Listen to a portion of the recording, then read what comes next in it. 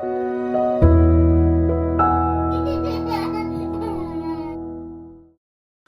guys, back again with me, Austin from A Boy at Heart. Today I'm going to share to you my experience on Hasbro's Star Wars, the Vintage Collection line 3/4 inch. This is the revamp of the very well sought line by the collectors. It's a figure of the Rebel Soldier Hoth version. Alright, so this is not something new. They have released this guy in a 3-pack called Defense of Hoth multi-pack, something like that. Not a 3-pack, but it's a multi-pack. I'm sorry about that. So without further ado, let's take a look at the packaging first. I'm not really good with the packaging. Most of the time I just throw it away, but I still have it here. So the vintage style packaging, which is very much well sought by the collectors. There's still the kind of logo there, and at the back, not much of a bio. Alright, but we have the figures that is part of the revamp of this line. Alright, most of it are repacked on the Black Series, but I already share most of it. I'll share this guy next, probably Supreme Leader Snoke, so we'll see. Very excited. In fact, this is the very line that got me into Star Wars collecting. Alright, so without further ado, let's take a closer look at the figure itself, shall we? Alright, so before we start with the figure itself, I just want to say that, to point out that this figure can hold the blaster, the long rifle blaster here. Not sure what's it called. In a shooting position, a decent one like this. So it's not that bad. Alright, and it holds quite nicely, and with both hands. Probably I'll start with the pistols first. Right, it's all molded plastic. No, I wish someday they will use real kind of straps. Of course, you can modify it yourself if you want to. Always an option. I like the paint, but very generic. But the mold is quite intricate. If you look at it, they even put a little trigger in there. All right, on the hole. So if you are if you are an expert in painting, or you like to paint to experiment, you can always add more details on it. Look at that. Quite not really rubbery, but as you can see, it's a bit bendable, but still works. Alright, still works.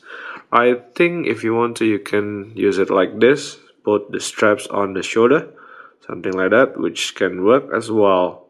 Alright, so this is the rifle. Alright, the trigger hand is on the right, and the other gun is the smaller blaster, which fits to the holster, which connects to the legs and to the belt.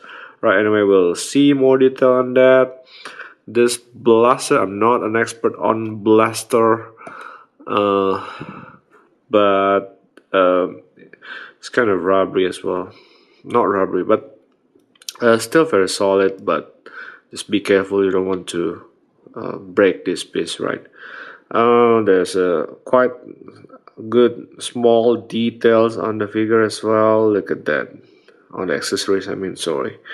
It reminds me a bit of Han Solo's blaster. Quite similar. Anyway, the trigger hole is there, so let's try to put it on his right hand, and I think it works quite well. You can put the trigger finger or the trigger hole, and it fits nicely. Okay, it doesn't drop at all. So focus please. Alright, so that's the two blaster. I know it's an odd, normally I start from the head, but anyway, we'll look at the backpack as well. Alright, it is connected with the pack to the pack hole. I like the fact that, not like Boba Fett's case, which is quite troublesome, This one holds quite nicely. All right, no issue. It's quite long, solid. All right, this part a bit rubbery, so be careful. Might, I don't know, but I like the fact that it's painted in metallic. It's not just gray, but this part and this part and this part, the electronics are quite well detailed, and it's painted in metallic. So other than that, it's all white and white. The pockets here, right? I like that it works. It works fine. That's the most important thing. And then we'll have a look on the details. First thing first, this piece can be taken off, right? So it's not a helmet. It's kind of a combination of the cap with the cloth uh, wrap around it. So, but because of the nature of the toy, they designed it like this, which is fine. All right, I like the rubbery feeling that helps when you want to put it on the head, and it's cool. I think the quality control is not bad on the paint. A bit flashy on the Google part, which is cool because it is. I don't think it's transparent, which is fine by me. And this is another issue that needs to be taken into consideration. I like the fact that the paint on the eyes is improved compared to the Force Awakens Black Series Wave, which was so bad, right? they Alright, good job, Hasbro. The face is generic. I'm not sure who's this guy, which is fine because he's just a soldier for in the battle. The ears is nice. Okay, well, it's a man's face, which is fine. We'll put the cap on, and it's cool that it still have the articulation. We'll go on with that later on. We'll see that there's a bit of detail here which is painted even in a smaller detail. There's a red dot and the blue stripes there, which is very cool. Wow, I miss this quality on 3 quarter inch figures.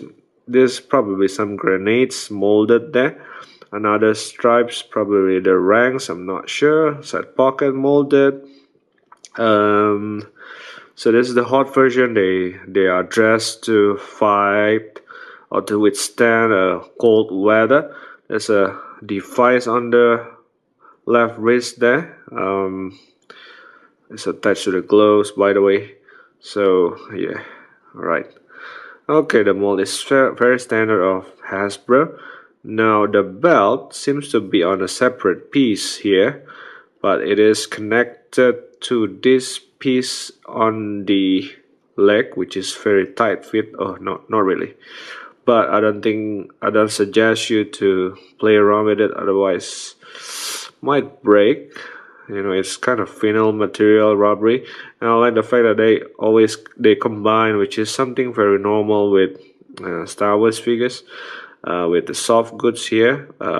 Some may argue that the mold using the vinyl will be good for aesthetically, but for playability this is a much better option because it provides opening for your it provides more flexibility for your articulation on the hips.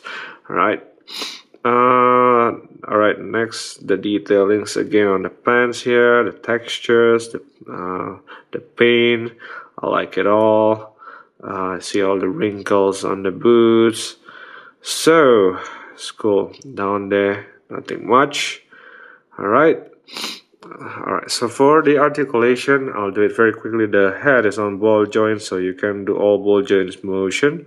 Turn around, side to side, a bit up and down, so very standard. The arms is on a ball hinge joint, so by using the hinge, you can move it upward this much, rotate it around 360, probably extend it backward this much only. Not bad. Okay. The elbow, you can bend this much, 360, sorry, 90 degrees, and then you can rotate it around 360. Rotation on the glove here, which is understandable. All right, here as well. I'm okay with that. Okay, rotation here. Yep, you can rotate it around pretty much all the way around. It's using the old joint, which is fine because you know, I don't expect Star Wars characters to make a Spider-Man pose, you know. So this is sufficient.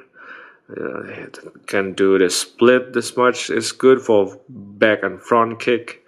The knee, you can bend this much, 90-degree standard, 360 rotation, and then the ankle. Normally you have rotation up and down. Let me see. Whoops, is downward this much, upward this much, and no pivot, no ankle pivot, which is fine by me. Alright, so let's put on all the accessories back. This is the okay, for the smaller blaster, it fits. Alright, can be a bit troublesome, but alright, we'll try our best to do it without breaking. Alright, okay, so it fits well. Just be careful with it, be gentle. Put on the backpack first, I think. Yep, the antenna is facing up, and then lastly the what do you call this, the rival. I like the fact that it's very easy to push him with this position, right? Very easy, just few seconds that it is back to its original position. Alright, let's scale him up. So he stands roughly around, I think he stands about 3¼ inch. Yeah, slightly above that, so probably is 3.8, probably around that inches tall, which is, so I think it's a good standard for this line. I can use him as a base figure to compare with other lines. Anyway, let's compare with several figures. This is Chewbacca, this is General Lando. Right, this the more recent releases, old Luke. Okay, so old Luke is somewhat a bit short. This is the one of the most hated character. And then this is the Jedi Luke. Oh, Luke is short. Okay, and then another TVC revamp releases. This is not the TVC version though. I think it's the same figure nonetheless, so I'm not going to purchase the new releases.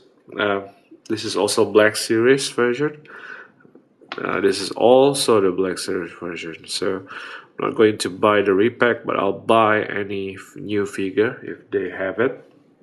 Alright, and then this my dad Trooper is also from the Black Series. Alright, so oopsies, and then here's the compared to the Sand Trooper, and then compared to G.I. Joe. G.I. Joe is supposed to be taller, and this compared to a Marvel Universe character. Alright, so overall it is a pleasant experience with this figure. I really like it, and it's a must to have if you want to create a Hoth themed diorama. And this is probably one of the best representation. There's another version of this guy which is I think the face looks older than this with the beard and all the. I'm not sure if they are going to repackage him into single package as well. But next time I'll compare him to the Android version as well and see if there's any significant differences on the head. We'll see about that, but it's a must for army builder of Hoth theme diorama, which is very playable, very fun to play. The accessories are all working, so what else can you ask for, right? So thanks guys for watching. I'm Austin from Avoid Heart. Subscribe the channel, like the video. Goodbye.